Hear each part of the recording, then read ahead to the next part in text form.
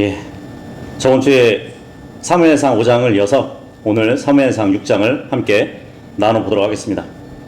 이 언약궤는 하나님의 백성들에게 있어서는 하나님과 교제하고 예배하는 그 거룩한 매개체가 되죠. 하지만 필리스타인들에게는 심판과 재앙을 가져다주는 수단이 되었던 것이에요. 이렇게 하나님은 성도들에게는 구원과 은혜의 기회가 되지만 불신자들에게는 심판과 재앙의 전조가 되는 것이에요. 이스라엘이 필리스타인들과의 전투에서 하나님의 법궤를 빼앗아간 이 필리스타인들이 그 일로 인해 가지고 겪게 된 환난을 우리가 봤습니다. 그러니까 이스라엘에게서 하나님의 법궤를 탈취해 가지고 이 필리스타는 아슈돗에 있는 다곤의 신전의 법궤를 안치해 두었어요. 그런데 이 밤 사이에 다곤 신상이 모두 파괴되어 있었고요. 아슈돗 사람들에게는 치액이 생겨났습니다. 이 필리스타인들은 하나님의 법궤를 가드로 또 옮겼죠. 근데 그곳에서는 더욱 심한 치액이 막 퍼져가지고 다시 에크론으로 이렇게 옮겨갑니다. 그런데 거기서조차도 이전보다 심한 치액은 물론이고요, 치명적인 멸망이 있었어요. 그래서 이방 족속들이 섬기는 그 우상에 비해서 하나님의 능력이 얼마나 위대하신가를 단적으로 보여주었습니다. 오늘은 이제 필리스티아가 탈취했던 하나님의 언약궤가 이스라엘 백성에게로 다시 되돌려지는 그 과정을 보여주고 있습니다. 이 필리스타인들은 언약궤를 전리품으로 여겼었잖아요. 그래서 승리의 신, 자신들의 다곤 신전에 전시했지만 그 후로 필리스타에 있는 여러 도시들이 계속해서 재앙이 그칠 사이가 없었어요. 그래서 이 필리스타인들은 이제 언약궤를 다시 이스라엘 땅으로 돌려보낼 결심을 합니다. 그래서 오늘 사무엘상 6장의 전체 문맥을 보면 사실 이스라엘 백성에게 돌아온 것은 법궤였는데 그들의 마음은 돌아오지 않았던 것을 보여줍니다. 그러니까 사무엘상 5장에서 하나님은 필리스티아 땅 한복판에서 스스로 주님의 영광을 드러내셨어요. 이제 6장에 와서는 필리스타인들이 견디지 못하고 그렇게 말을 해요. 이걸 다시 이스라엘 백성에게 돌려보내자고. 근데 여기서 중요한 질문이 하나 있단 말이에요. 법궤는 돌아왔는데 사람의 마음은 돌아왔는가, 이거예요. 그래서 이 6장은 단순한 법궤 이동의 이야기가 아니라 하나님과 인간 사이의 관계가 어디에 서 있는가를 드러내는 말씀이라고 보시면 됩니다. 믿으셨으면 제가 1절에서 3절까지 읽어보도록 할게요. 그런즉 주의 법궤가 필리스타인들의 지방 가운데 7개월 동안 있었더라. 그러자 필리스타인들이 제사장들과 점술가들을 부르며 말하기를 우리가 주의 법궤에 무엇을 해야 하리요? 우리가 무엇으로 그것을 그의 위치로 보내야 할지 우리에게 알려달라 하였더라. 그러자 그들이 말하기를 만일 너희가 이스라엘의 하나님의 법궤를 돌려보낸다면 그것을 빈손으로 보내지 말라. 오직 어찌하든지 그분께 범법 제물을 되돌려 드리라. 그렇게 하면 너희가 치유될 것이요 그분의 손이 너희에게서 옮겨지지 아니하는 이유가 너희에게 알려지리라 하였더라. 이 보니까 필리스타인들은 7개월 동안 하나님의 손 아래서 고통을 겪고 있었어요. 치액, 공포, 또 죽음의 그림자가 함께 했었단 말이에요. 그래서 이 당시의 언약궤는 사람이 살고 있지 않는 빈들에 보관되어 왔을 수 있습니다. 이 언약궤가 들어간 도시마다 여지없이 막 하나님의 진노를 받았기 때문에 시티가 아니라 컨트리에 있었던 것이에요. 이렇게 필리스타인들은 언약궤를 사람이 살고 있지 않는 그 시골에 보관해 놓고 하나님의 진노를 피하려 했던 것이에요. 그리고 나서 종교 지도자들을 부릅니다. 그러니까 이들은 언약궤를 잘못 다루어 가지고 엄청난 재앙을 만났다고 생각을 했던 것이에요. 그래서 이제는 정치적인 방법을 포기하고 종교적인 방식에 의해서 그 문제를 해결하려고 하는 것이에요. 그래서 2절에 보시면 필리스타인들이 제사장들과 점술가들을 불렀다고 합니다. 여기서 제사장 하면은 구약 성경에서 주로 이스라엘의 하나님에 대한 제사의 직무를 행했던 그 제사장들로 생각할 수도 있지만 여기서는 이교도의 제사장을 가리킵니다. 그러니까 이 이교도의 필리스타 제사장들은 다곤 우상 숭배의 의식을 직접적으로 행했던, 또 그 우상 숭배 의식과 직접적인 관련이 있는 자들이라고 보시면 되겠죠. 그리고 점술가들을 불렀는데, 이 점술가라는 명칭이 몫을 나누다라는 말에서 파생된 명칭이에요. 네, 이 당시에 점술가들은요, 나뭇가지를 이렇게 흔들어가지고 점을 쳤던 사람들이에요. 작은 나뭇가지를 흔들다가 그것이 나누어져가지고 떨어지는 것을 보고 점을 치던 자들이었단 말이에요. 그런데 역사적으로 보면요, 이스라엘이 극도로 타락했던 이 시기에는 이런 점술가들이 이스라엘 안에도 존재했었어요. 뭐 지도층 인사로 분류되기도 했었습니다. 아무튼 이들이 소집됐다는 것은 제사장들은 아마도 이제 주의 법궤를 돌려보내는 구체적인 방법, 그리고 법궤를 다루는 요령에 대해서 알려주기 위함이라고 하면, 점술가들은 아마 법궤를 돌려보내야 할 날짜, 뭐 시기 등에 대해서 필리스타인들에게 조언하기 위함이었다고 볼 수 있겠죠. 뭐 손 없는 날을 정해가지고 법궤를 보냈을 수도 있고요. 네. 자, 그러면서 이제 필리스타인들은 말을 합니다. 우리가 주의 법궤에 무엇을 해야 하리요? 예. 또 이 질문은 또 다른 재앙이 없이 언약궤를 이스라엘로 돌려보낼 수 있는 그 방법을 묻는 질문이었어요. 그래서 우리가 무엇으로 그것을 그의 위치로 보내야 할지 우리에게 알려달라고 묻습니다. 이렇게 근동 국가들에서는 왕들조차도요, 먼저 점술가들과 상의하지 않고는 감히 전쟁에도 나가지 않았었어요. 뭐 오늘날도 미개한 부족을 이렇게 보잖아요. 그러면 주술사보다 더 존경을 받고 두려워하는 대상은 없습니다. 예. 그래서 제사장들과 점술가들이 대답을 합니다. 3절에 보면, 만일 너희가 이스라엘의 하나님의 법궤를 돌려보낸다면 그것을 빈손으로 보내지 말라. 오직 어찌하든지 그분께 범법 제물을 되돌려 드리라. 이 말을 하고 있어요.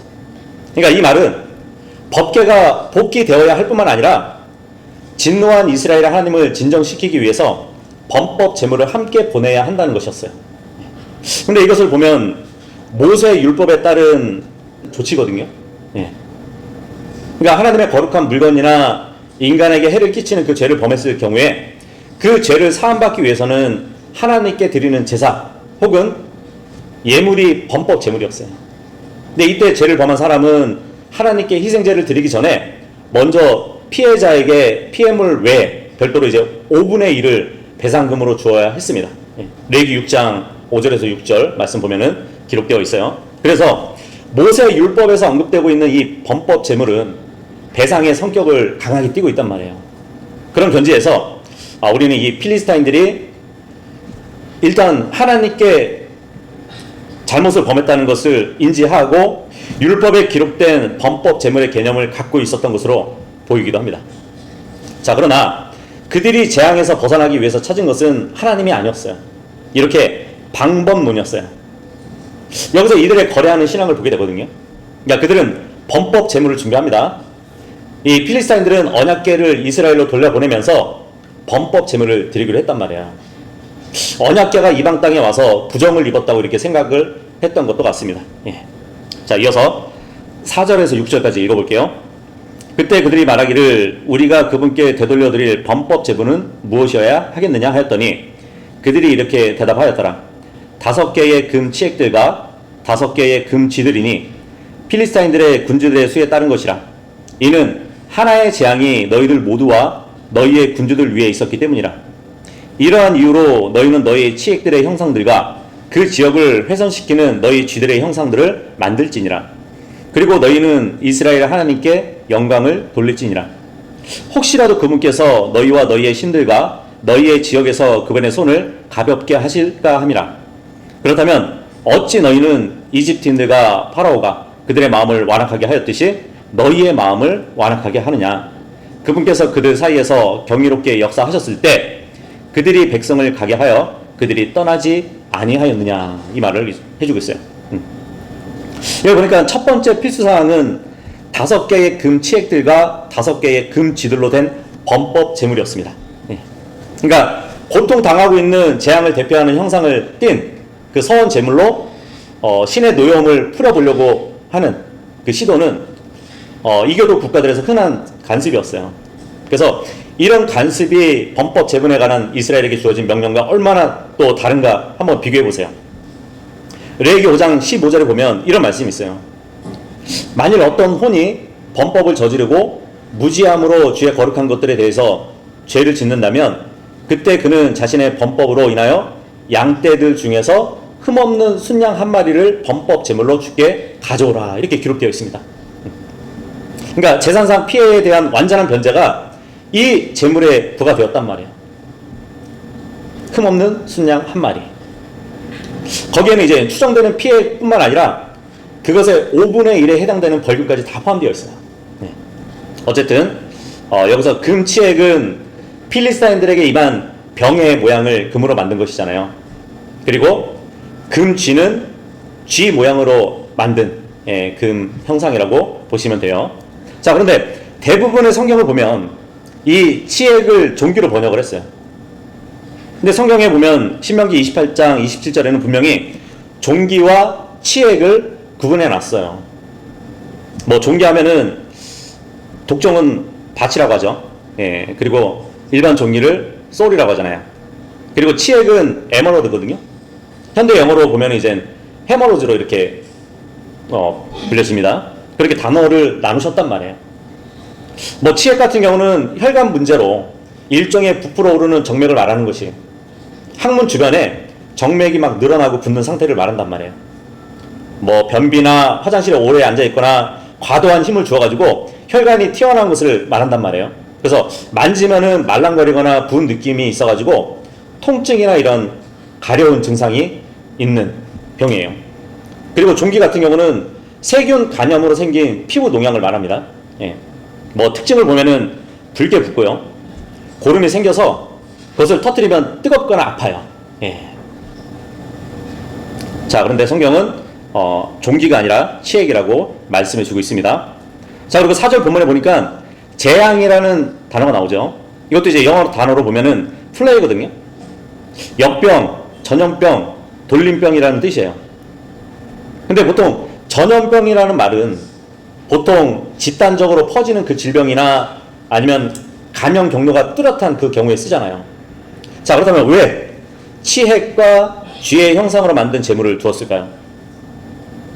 여기 5절에 보면 이러한 이유로 너희는 너희 치핵들의 형상들과 그 지역을 훼손시키는 너희 쥐들의 형상들을 만들지니라, 이 말을 해주고 있거든요. 그러니까 일단 치핵은 하나님이 직접 치신 재앙이라고 볼 수 있습니다. 그리고 본문에 보니까 그 지역을 훼손시키는 쥐라고 말씀해 주고 있단 말이에요. 그렇게 보면 뭐 1차적으로는 그 지역의 농작물을 훼손했다는 말일 수도 있어요. 특히 이제 농경 사회에서는요, 이 쥐들은 생존을 무너뜨리는 존재였어요. 자, 거기다가 이제 땅을 훼손한다는 이 표현은 땅 자체만 가리키진 않아요. 그 땅에 사는 사람 전체를 포함하는 포괄적인 심판을 의미할 수도 있습니다. 그리고 여기 영어 플레이그는요, 1600년경에 발생한 패스트, 그 흑사병과 관련이 있는 단어예요. 그러니까 이 필리스타 땅에는 각 사람에게는 이제 치액의 병과 더불어서 쥐가 옮기고 다닌 전염적인 그 재앙 형태의 심판이 있었다고 우리는 추정해 볼 수 있습니다. 자, 그러면서 이제 제사장과 점술가들이 또 말을 합니다. 5절 끝 문단을 보면은 너희는 이스라엘의 하나님께 영광을 돌릴지니라. 혹시라도 그분께서 너희와 너희의 신들과 너희 지역에서 그분의 손을 가볍게 하실까 함이라. 그러니까 재앙의 원인이 무엇이든 간에 재앙을 멈추게 한 그분의 능력을 인정하고 그분에게서 치료책을 찾으라는 말이에요. 물론 필리스타인들은 이들의 조언에 다 동의한 것은 아니었을 거예요. 왜냐하면 이 필리스타인들은 여전히 다곤에게 충성하면서도 물론 이번 일로 이스라엘 하나님을 두려워하게 된 것이잖아요. 근데 이런 상황에서 어떻게 벗어나야 하는지 지금 진퇴양난의 상황이었던 것이거든요. 그래서 그들은 한편으로는 법궤를 없애버리기를 바라면서도 다른 한편으로는 일단은 그 법궤를 사로잡았다는 것 때문에 우쭐함이 있었단 말이에요. 그래서 하나님에게 영광을 돌린다는 것은 또 자신들의 신 다곤에게는 불신을 나타내는 일이었거든요. 그럼 필리스타인들을 향해서 이 제사장과 점술가들이 이렇게 얘기를 합니다. 6절에 그렇다면 어찌 너희는 이집트인들과 파라오가 그들의 마음을 완악하게 하였듯이 너희의 마음을 완악하게 하느냐. 그분께서 그들 사이에서 경이롭게 역사하셨을 때 그들이 백성을 가게 하여 그들이 떠나지 아니하였느냐 그래요. 그러니까 너희 팔레스타인들은 예전에 이집트의 파라오 때를 한번 생각해 보라고 그렇게 얘기를 하고 있는 것이거든요. 언약궤를 손에 쥔 이 필리스타인들은 그 법궤를 다시 빼앗기지 않기 위해서 다곤 신전에 두었지만 그 법궤가 다곤 신을 쓰러뜨렸잖아요. 그리고 여기저기 막 도시를 돌아다니면서도 재앙을 가져다 줬잖아요.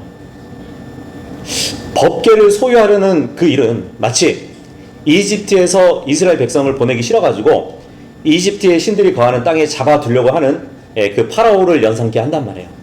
그래서 하나님은 이집트에 10가지 재앙을 주시면서 그 국가의 신들을 하나하나 쓰러뜨리셨거든요. 그럼에도 불구하고 파라오는 마음이 완악해서 백성을 가지 못하게 막았었단 말이에요. 그런 일들을 상기시키면서 제사장과 점술가는 필리스타인들에게 경고를 하고 있는 것이에요. 이집트인들처럼 마음을 완악하게 만들면서 주 하나님에게 대항하지 말라고. 근데 사실 이렇게 말할 수 있는 것은 그 하나님의 역사의 기록을 모두가 알고 있었기 때문에 가능한 것이라고 볼 수 있습니다. 그러니까 필리스티아 다곤 제사장이나 점술가들이 그러니까 하나님께서 출애굽 때 행하신 그 권능에 대해서 익히 알고 있었다는 것이에요. 마찬가지로 우리가 전에 살펴봤듯이 4장 8절에 보면은 필리스티아 군사들도 그런 말을 했었잖아요. 법궤가 전쟁터에 왔을 때 이 신들은 광야 가운데서 모든 재앙들로 이집트인들을 친 그 신들이라고. 그죠? 하나님의 역사를 알았단 말이에요. 근데 이러한 사실은 이스라엘의 출애굽 사건이 당시 주변 국가들 사이에 널리 알려졌던 역사적 대사건이라는 점을 시사해주고 있는 것이에요. 그 이스라엘 백성이 가나안에 딱 들어갔을 때, 정탐꾼을 보냈을 때 에리코 도시에서도 창녀 라합이 이미 이 도성에 있는 자들이 그 하나님의 소식을 듣고 마음이 녹았다고 그렇게 말을 하기도 했었잖아요. 이집트인들과 이 파라오가 하나님의 엄청난 재앙을 받은 후에야 비로소 자신들의 잘못을 후회하고 이스라엘 백성을 이집트 땅에서 내보낸 그 사실을 지금 언급해 주고 있단 말이에요. 더 이상 재난을 당하기 전에 범법 제물과 함께 언약궤를 이스라엘로 속히 돌려보내야 한다는 그 제사장과 점술가의 경고를 듣고 결국 이제 필리스타인들은 법궤를 이스라엘로 보내기로 합니다. 금치핵, 금쥐를 제물로 드린다는 일은 좀 어떻게 겉으로 보면은 겸손처럼 보이기도 해요. 근데 사실 본질은 이거거든요. 이만큼 드리면 재앙을 멈추시겠지? 그러니까 하나님을 인격으로 대하지 않고요. 문제 해결을 위한 방편으로만 지금 취급하고 있는 그들을 볼 수 있게 됩니다. 7절에서 9절까지 보시면 그러므로 이제 새 짐수레를 만들고 젖이 나는 암소들 2마리를 취하되 그 위에 멍에가 전혀 얹힌 적이 없는 것으로 하고 그 암소들을 짐수레에 묶어 그것들의 송아지들을 그것들로부터 떼어내어 집으로 가게 하라. 그런 다음에 주의 법궤를 가져와서 그것을 그 짐수레 위에 올려놓으라.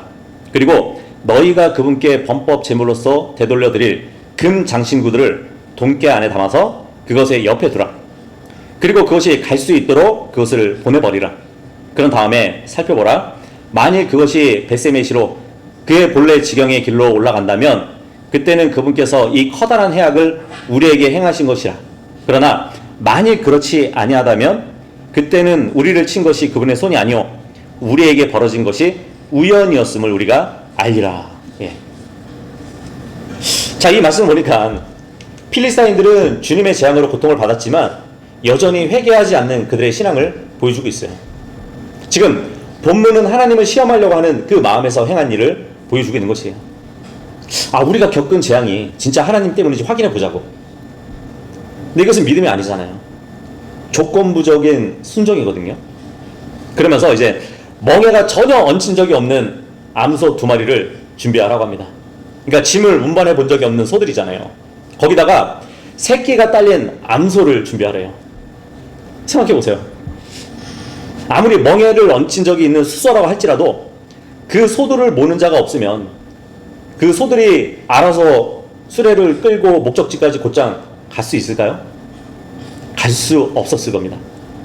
그런데 이 필리스타인들은 새끼를 낳은 그들에게 젖을 물려줄 암소에게 수레를 끌게 했다는 얘기예요.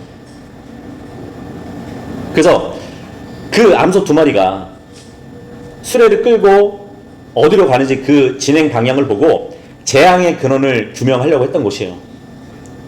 만약 그 암소들이 새끼를 개의치 않고 곧장 목적지까지 간다면 거기에는 정말 하나님의 절대적인 섭리가 개입됐다고 단정하려고 했던 것이에요. 왜냐하면 그 암소들 옆에 한 사람도 동행하지 않거든요. 그냥 소들만 보낼 것이란 말이에요. 사람의 인도 없이 소들이 본능적으로 목적지까지 갈 수 있는 확률은 몇 %일까요? 제로예요.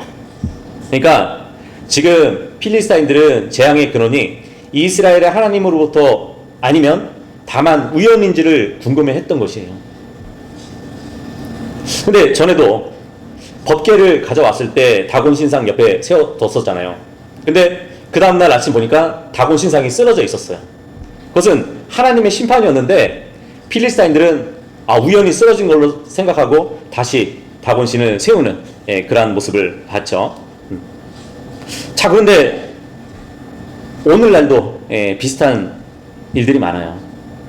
문제 해결되면은 주님을 믿겠다고, 응답이 오면 헌신하겠다고, 상황이 좋아지면 순종하겠다고. 근데 이건 신앙이 아니라 협상이에요.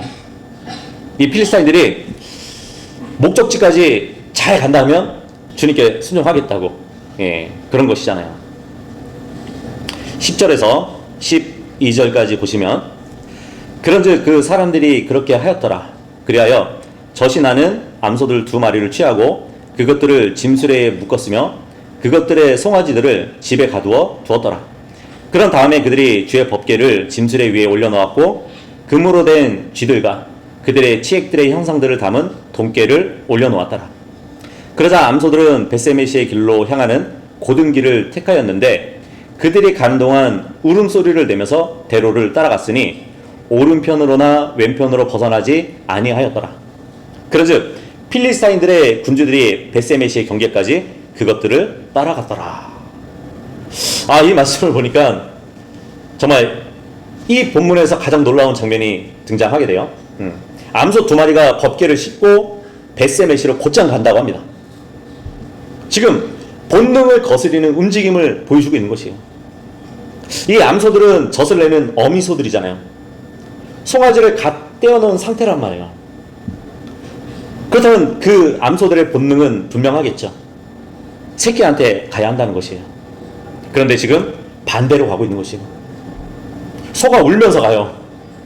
벳세메시로 가는 이 암소들이 새끼 송아지에게 모성적인 그 본능이 이끌리면서도 하나님의 더 강한 손에 의해서 지배를 받고 있다는 것을 보여주고 있는 것이에요. 뒤돌아보지도 않고 가요. 좌로나 우로나 치우치지 않고 갑니다. 이것은 정말 하나님의 권능이라고밖에 볼 수 없는 것이에요. 이것은 자연적인 현상이 아니에요. 하나님의 통치예요. 그러니까 짐승의 본능마저 꺾어버리시고 하나님의 뜻을 이루시는 그 장면을 지금 우리가 보고 있는 것이란 말이에요. 여기서 짐승보다 못한 인간을 또 보게 되죠. 충격적인 대조가 있단 말이에요. 암소는 본능을 이기고 순종을 합니다. 그런데 인간은 본능을 핑계로 불순종을 해요.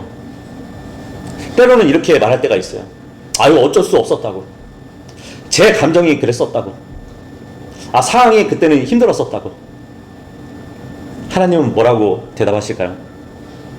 짐승도 순종한다고 그렇게 대답을 하실 것 같아요. 어쨌든 암소들은 정해진 그 목적지 벳세메시로 곧바로 갑니다. 한 번도 멍에를 매지 못한 소들이에요. 그런데 짐수레를 이끌고 조용히 앞으로 나갔다는 것이에요. 더구나 젖먹이는 새끼 송아지들을 둔 상태에서 좌우로 치우침 없이 곧장 갔다는 이 점은 분명히 이 암소들이 하나님의 강하신 능력으로 하나님의 뜻대로 움직였다는 그 사실을 충분히 일깨워주는 장면이란 말이에요. 정말 하나님은 모든 만물을 자신의 뜻대로 주관하시는 주인이시라는 것을 말씀해주고 계시는 거예요. 사람들도 마찬가지죠. 하나님의 영이 강하게 역사하잖아요.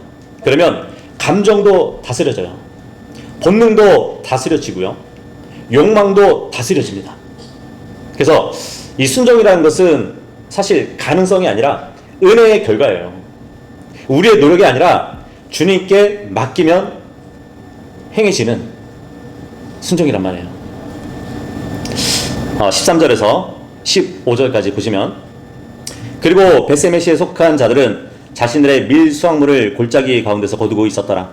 그런즉 그들이 자신들의 눈을 들어서 법궤를 보았는데 그것을 보고는 크게 기뻐하였더라. 그리하여 짐수레가 벳세메시족인 여호수아의 밭에 이르러 그것에 멈추어 섰는데 거기에는 커다란 돌이 있었더라. 그런즉 그들이 짐수레의 목재를 쪼개어 주께 번제물로 그 암소들을 바쳤더라. 그러자 레인들이 주의 법궤를 내리고 그것과 함께 있던 돈궤도 내렸는데 그 안에 금 장신구들이 있었기에 그것들을 그 커다란 돌 위에 올려놓았더라. 이에 벳세메시의 사람들이 같은 날 주께 번제물을 드렸고 희생 제물들을 희생시켜 드렸더라. 예. 주의 법궤를 빼앗긴 일이 이스라엘 백성에게는 매우 충격적인 일이었어요.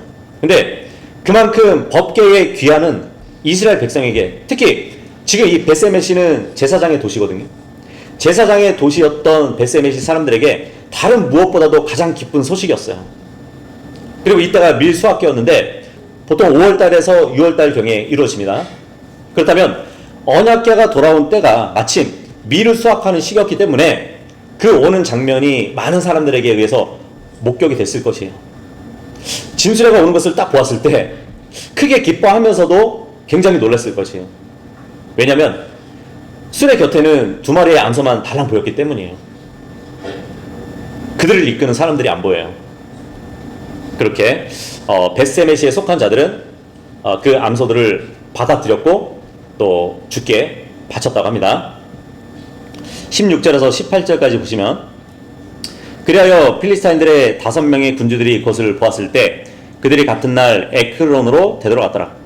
그리고 이것들은 필리스타인들이 범법 제물로 주께 되돌려 드린 금으로 만든 치액들이니 하나는 아슈돗을 위한 것이요, 하나는 가자를 위한 것이요, 하나는 아스콜론을 위한 것이요, 하나는 가드를 위한 것이요, 하나는 에크론을 위한 것이라. 그리고 금으로 만든 쥐들은 필리스타인들의 5명의 군주들에게 소속된 모든 도시들의 수에 따라 곧 방비가 강화된 도시들과 그들이 주의 법궤를 그 위에 내려놓은 아벨의 커다란 돌까지 이르는 지방 촌락들의 모두의 수에 따라 만들어졌더라. 그 돌은 벳세메시족인 여호수아의 밭에 오늘까지 남아있느니라. 예. 그러니까 지금 이 범법 제물들은 하나님이 재앙을 보내신 도시들의 수에 따라서 이렇게 바쳤다고 볼 수 있는데, 우리가 13절에서 18절까지 보잖아요. 근데 이스라엘 백성에게는 기쁨이 있었지만 하나님을 경외하는 마음은 좀 없어 보여요. 그러니까 벳세메스 사람들이 법궤를 보고 기뻐했습니다. 밀 수확 중에 환호했어요. 그래서 하나님께 제사를 드렸고요, 번제를 드렸습니다. 겉으로 보면은 완벽한 예배예요. 그죠? 자, 그런데 레위기 1장 3절에서 13절에 따르면 하나님께 드리는 번제물은 반드시 수컷이어야 된다고 말씀을 주고 있거든요. 그럼에도 불구하고 여기서 암컷을 번제로 드리고 있어요. 자, 그리고 신명기 12장 5절에서 7절까지 말씀을 보시면 희생제사는 반드시 중앙 성소에서 제사를 드리라는 주님의 명령이 있습니다. 예. 물론 이 당시는 필리스타인들에 의해서 성막이 심하게 파괴된 상태였어요.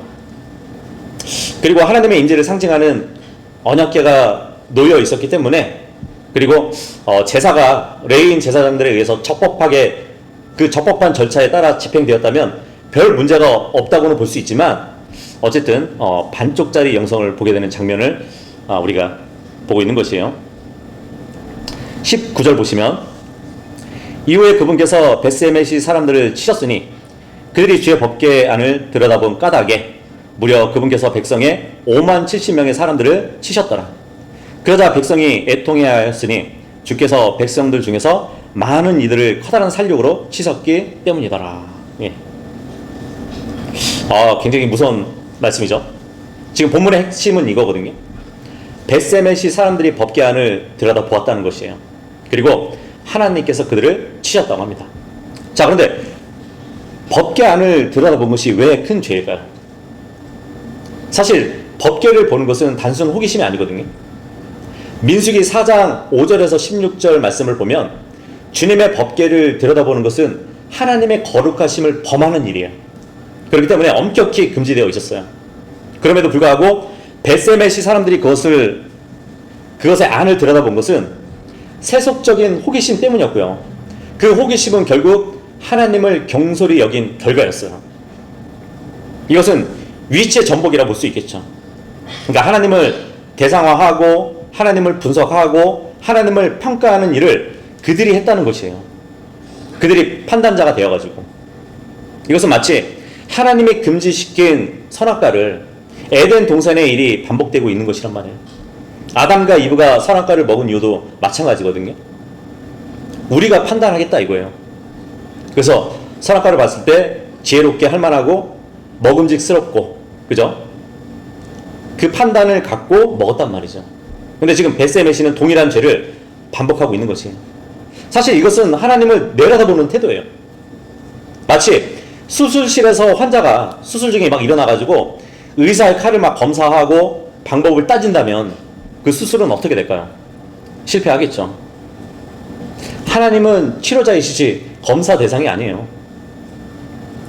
여기 19절에서 주의 법궤를 들여다보았기 때문에 죽임당한 자가 5만 70명이라고 합니다. 예, 엄청난 수가 죽었죠. 그런데 개역이나 NIV나 70인역이라고 하는 그 변개된 성경을 보면 70명이라고 번역이 되어 있어요. 그리고 개역 개정 같은 경우는 5만 70이라고 되어 있는데 5만에 양쪽 가로를 쳐놨어요. 그러니까 5만은 뭐 믿든지 말든지고 70은 확실하다고 번역이 되어 있는 것이에요. 근데 그 이유가 뭐냐면 이 당시에 벳세메시의 인구가 얼마 되지 않았기 때문이라고 그렇게 번역을 한 것이거든요. 뭐 그렇다고 그 지역의 인구에 대해서 정확한 자료를 제시하지도 못하고 있어요. 자, 그런데 고고학적 자료에 의하잖아요. 그러면 벳세메시에서 발굴된 도자기를 딱 봐서는 BC 2000년 이전부터 사람들이 살고 있었고요. 그 지역에는 견고한 요새가 있었다고 합니다. 그러니까 아브라함 시대부터 주민들이 살고 있었다는 것이에요. 그로부터 800년이 훨씬 지난 사무엘 시대에는 어떻겠어요? 상당히 많은 사람들이 거주하는 대규모의 도시가 되어 있었을 거란 말이에요. 그래서 충분히 5만 70명이 죽을 수 있는 숫자였습니다. 20절, 21절 보시면 이에 벳세메시 사람들이 말하기를 누가 이 거룩한 주 하나님 앞에 설 수 있겠느냐? 그리고 그분께서 우리를 떠나 누구에게 올라가시겠느냐 하였더라. 그래요, 그들이 키랏 여아림의 거주자들에게 전량도를 보내어 말하기를 필리스타인들의 주의 법궤를 다시 가져왔도다. 너희는 내려와서 그것을 너희에게로 가지고 올라가라 하였더라. 참 우스운 장면이죠. 지금 벳시메시 사람들이 외치고 있어요. 누가 이 거룩한 주 하나님 앞에 설 수 있겠냐고. 근데 이 질문은 뭐 맞는 질문이죠. 그런데 반응은 지금 틀린 거예요. 이렇게 얘기하는 것은 법궤를 다시 보내자는 그 의미거든요. 자기들한테 온 법궤를 또 밀어내는 것이란 말이에요. 이렇게 사람은 정말 하나님을 두려워할 때 두 길로 가게 되는 것이에요. 회개하고 가까이 가든지 두려워서 밀어내든지. 자, 그런데 벳세메시는 두 번째 선택을 합니다. 법궤를 경솔히 들여다본 그 범죄의 대가로 하나님으로부터 엄청난 징계를 받았잖아요. 그래서 벳세메시 사람들은 자신들에게 전과 같은 그 징계가 내려질까 봐 두려워가지고 그 궤를 다른 지역으로 보내려고 하는 것이에요. 생각해보세요. 벳세메시는 제사장 도시였단 말이에요. 성경 지식도 있었던 도시예요. 종교적인 경험이 풍부한 도시였어요. 그런데 죽임을 당했단 말이에요. 왜죠? 교만 때문이에요. 그런데 결국은 이름이 없는 키랏 여아림의 거주자들이 나옵니다. 그것은 평범한 지역이었어요. 거기에는 이름도 없는 아비나답과 엘리야살이 살았어요. 근데 그들이 20년 동안 법궤를 지키게 됩니다. 왜 그렇게 지킬까요? 그들은 하나님을 하나님으로 대했기 때문이에요. 그래서 하나님이 거하시는 곳은 지식 많은 머리가 아니라 준비된 마음이 있는 곳에 거하시는 거예요. 그러니까 하나님은 영광을 스스로 받으시는 분이거든요. 사람들에게 막 휘둘리시는 그런 분이 아니에요. 이렇게 경솔했던 이스라엘은 실패한 것이에요. 재앙을 받았던 필리스타인들은 하나님을 시험했습니다. 그리고 제사장 도시 베세메시 사람들은 하나님을 가볍게 여겼어요. 뭐 그렇다 할지라도 하나님은 여전히 하나님이십니다. 짐승을 움직이시고요, 도시를 치시고요, 사람을 드러내시고요, 자신의 거룩함을 증명하시는 분이에요. 자, 그렇다면 누가 그 하나님 앞에 설 수 있을까요? 사실 답은 단 하나예요. 주 예수 그리스도예요. 우리는 주님을 들여다보고 판단하는 자였습니다. 주님을 시험하는 자였고요, 주님을 밀어내는 자였어요. 그럼에도 육체로 오신 그 하나님, 예수님께서 우리의 죄를 대신 지시고 우리가 받을 진노를 대신 받으시고 우리를 대신해서 서셨어요. 그래서 이제 우리는 하나님 앞에서 도망치는 자가 아니라 담대히 나가는 자들이 되었습니다. 그래서 오늘 사무엘상 6장은 이렇게 외치는 것이에요. 하나님은 시험 대상이 아니라고, 하나님은 거룩하시다고, 하나님은 조롱당하지 않으신다고. 그러나 동시에 묻는 거예요. 너희의 마음은 돌아왔냐고. 법궤는 돌아왔어요. 그러나 사람들은 여전히 하나님을 밀어냈습니다. 이 법궤가 우리 교회 안에 있다고 안심하지 마세요. 예배가 있다고 안전하다고 생각하지 마세요. 하나님은 구경거리가 아니라 우리의 아버지로 계시는 분이거든요. 우리는 하나님을 너무 익숙하게 생각해요. 그 익숙함이라는 이름으로 하나님을 함부로 대했던 무례함을 우리는 회개해야 되는 것이에요. 자, 누가 이 거룩하신 하나님 앞에 설 수 있을까요? 오직 예수 그리스도, 그분의 보혈만이 답이에요. 그래서 나는 정말 하나님을 믿는가? 아니면 하나님을 시험하는가? 나는 본능을 핑계로 불순종을 하고 있지 않은가? 아니면 나는 말씀을 판단하고 있지 않은가? 나는 하나님을 기쁨으로만 대하고 정말 그분을 두려워하거나 경외함은 잃고 있지 않은가? 나는 하나님을 가까이 하는가? 아니면 밀어내고 있는가? 이 모든 것들을 돌아보고 나를 대신해서 죽으시고 부활하신 그 주님의 대속을 힘입어서 주님 앞에 담대히 나갈 수 있기를 바라겠습니다. 그래서 오늘 말씀의 교훈을 얻어서 이 모든 것들을 돌아보고 정말 주님 앞에 설 수 있는 모두가 될 수 있기를 바라겠습니다. 마치겠습니다.